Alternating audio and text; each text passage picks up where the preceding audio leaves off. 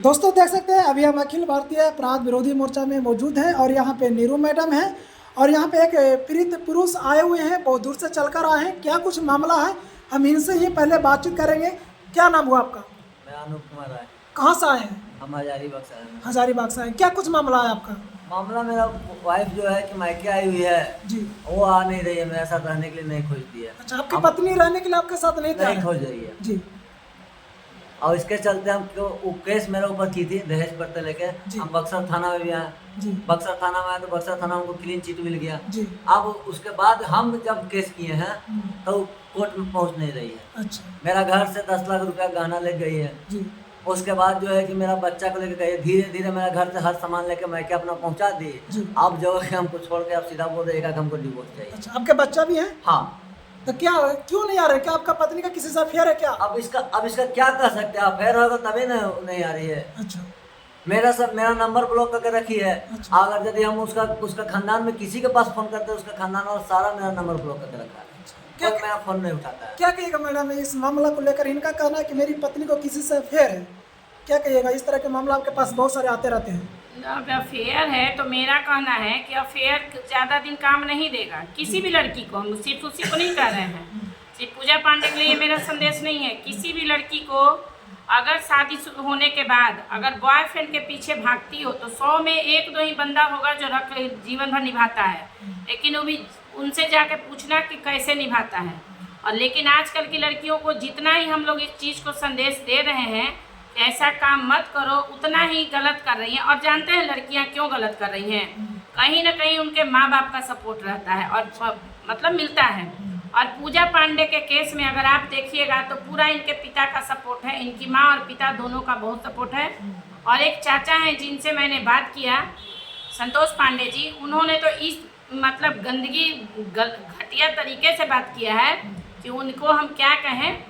तो वो भी देखिए, मैं जातिवाद बार बार मुझे बोला जाता है कि आप मैडम जातिवाद करती है। नहीं, जातिवाद में नहीं करती हूँ, लेकिन आप बताइए, एक ये ब्राह्मण कुल से आता है, ये जो अनूप पांडे आया है वो ब्राह्मण कुल से है और पूजा पांडे भी ब्राह्मण कुल की बेटी हैं। तो क्या ये सब चीज़ शोभा देता है?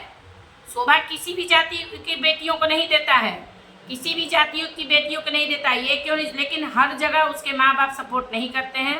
लेकिन पूजा पांडे के केस में अगर माँ पिता जिससे भी बात हुआ मेरा सब सपोर्ट में है, लड़की के सपोर्ट में है। और मैं कहूँगी कि इस केस में पूजा पांडे का पिता बहुत गलत है, माँ पिता के सपोर्ट में, क्योंकि भाभी और भाई कोई पूजा पांडे का सपोर्ट नहीं कर रहा है। लेकिन उसका पिता जो अपने आप को 85 साल का बुजुर्ग बता रहे हैं, तो वो उनका पूरा उनकी बेटी के साथ सपोर्ट है।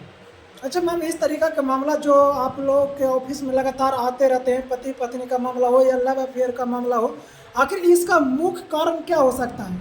मुख्य कारण जानते हैं क्या है? आजकल लड़कियों को क्या चाहिए?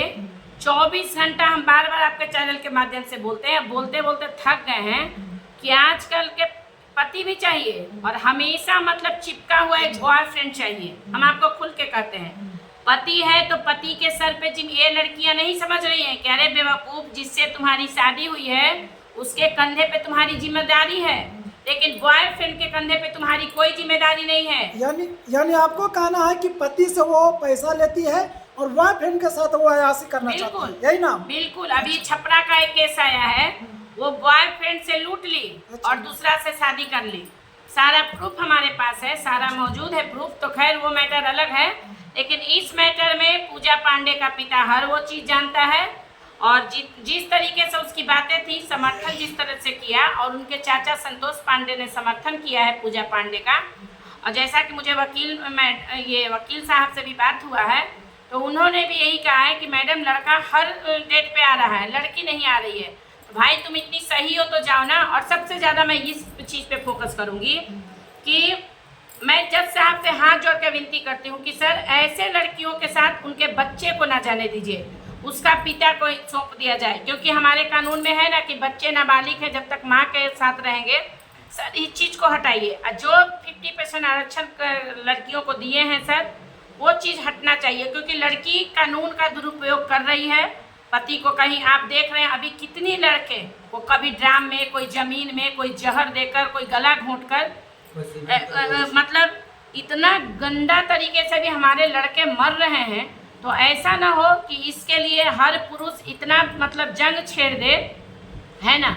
तो मतलब बेटी मरती है तो हम लोग कहते हैं कि बेटी को फलाना ने मार दिया, ससुराल वाले ने मार दिया, लेकिन लड़के जब मरते हैं तो उतना बवाल हमारे कानून में क्यों नहीं हो रहा है।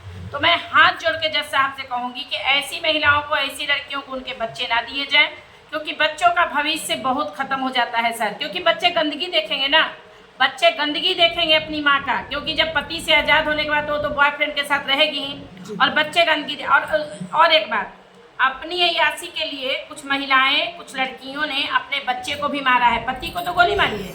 जिस बच्चे को 9 महीना जिस एक बांझ औरत को देख लीजिए जिसको बच्चा नहीं होता है, उससे पूछिए कि माँ बनने के लिए कितने हमारे मतलब टेक्नोलॉजी जो निकल गया है, IVF की क्या क्या बच्चा के लिए क्या अपने शरीर का गिंजत कर दे रही है। और आजकल की कुछ घटिया महिलाएं जो हैं अपने कहीं पति को मार दे रही है, कभी बच्चे को मार दे रही है।